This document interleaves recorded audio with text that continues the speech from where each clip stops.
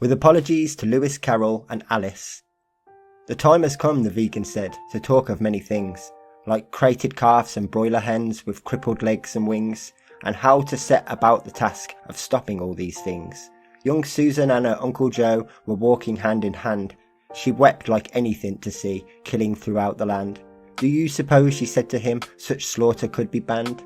I doubt it, said her Uncle Joe, standing beneath some oaks, for folk believe they need the meat for strong and healthy blokes, and they'll always believe what they want to believe, there's nought so queer as folks. The businessmen had started it, exploitation most refined, and greedy men to sponsor that were never hard to find. We'll feed more people was their plea, we're really being kind.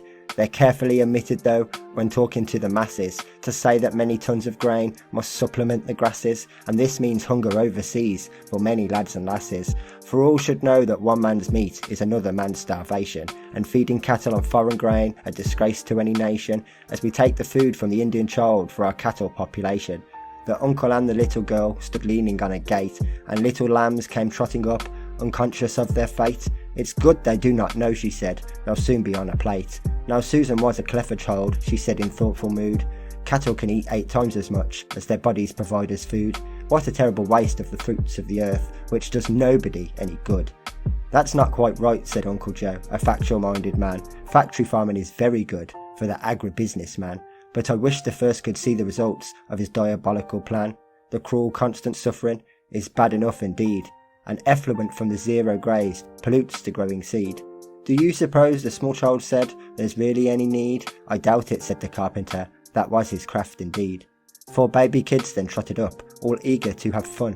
Sue gambolled in the grass with them, and asked them every one, are you sad to know you'll soon be gloves? But answer came there none. As Susan grew, she quickly learned more facts which must be faced, how milk comes to the table at a cost of wicked waste, the slaughter of the baby calves, that we their milk can taste. But most of all I'm sorry for the poor old mother cow. She misses so her baby calf, I hear one crying now. I think she'd rather be a horse and pull a heavy plough. For being milked dry twice a day is surely bad enough, but having to bear a calf a year is really very tough. Just so that we can be supplied each day with milk enough. If you think that, the others said, you should drink the stuff.